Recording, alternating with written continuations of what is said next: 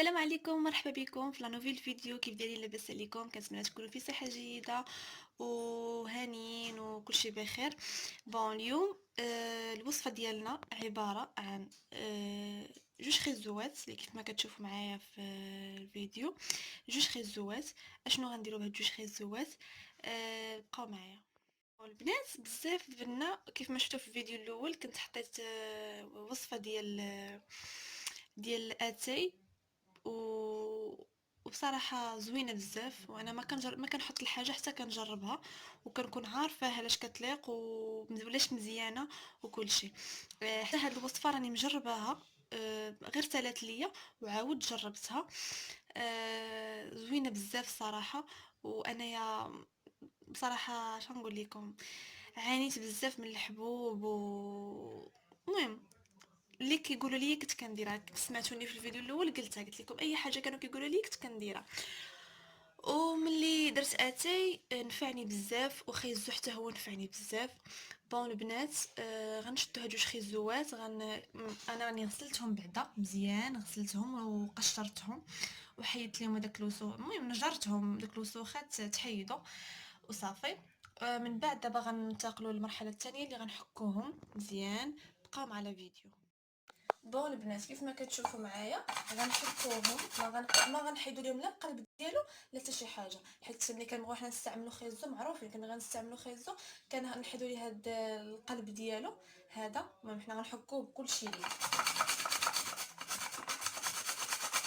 زوين البنات بزاف، زوين صراحه، زوين بزاف. غنحكو جوج خيزوات، ما غتزيدوا ما غتنقصوا، جوج خيزوات.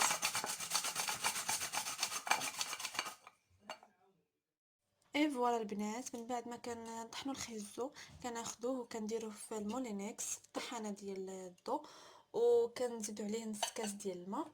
هانتوما بقاو مع الطريقه. البنات اللي كيقولوا غيقولوا الخيزو كيزرق الوجه ولا شي حاجه، لا، هو بالعكس كيصفي الوجه وكينقيه وكيحيد الحبوب. والله الا الحلوه البنات ما بقاش فيا ما بقاش فيا يعني، انا يلاه بديته ولكن ما بقاش فيا كيف ما كان في الاول. في الاول الصراحه خلعني كتحب ليا وجهي غادي يطلع كامل غيولي بحال هكا. المهم البنات اللي كيقولوا يزرق الوجه، لا، راه الصابونه ديال خيزو هي اللي كتزرق الوجه ماشي خيزو. راه ضروري الصابونه يكونوا زيدين عليها شي مواد ولا شي حاجه. من بعد البنات كنزيدو نص كاس ديال الماء، ها هو، وصافي، وكنطحنو وبقاو معايا البنات. من بعد ما عصرنا من بعد ما طحنا العصير ديالو، هو بصراحه بحال العصير غير ما فيهش الحلاوه. المهم من بعد ما عصرنا الخيزو، ويلي لا عصرنا، من بعد ما طحنا الخيزو ديالنا، غنديرو في هاد اللعيبات ديال الثلج، ها هما. انا كنحتاج غير وحده، ولكن اليوم كاينه كميه كبيره غنحتاج جوجات. المهم كنكبو بحال هكا بشويه، بحال هكا على هاد الشكل، بحال هكا حتى كنعمروها كامله. اوبس، تردوا البال حيت صغيورين دغيا كيعمر، ولكن ملي يجمد ما كيبقاش. المهم البنات بحال هكا، هذه راه عمرات ليا بزاف كيف ما كتشوفوا هذه عمرات ليا بزاف. نحاول نكب غير بشويه.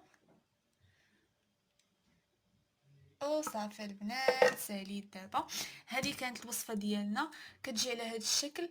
من بعد ما كنديروها في الفريغو، وكنبقاو نغسلو وجهنا مزيان بالليل حتى كيتنقى. البنات اللي كيديروا الماكياج ديما كيوجههم مزيان ويغسلوا وجههم باي صابون او جيل نيطوايون، المهم اي صابون.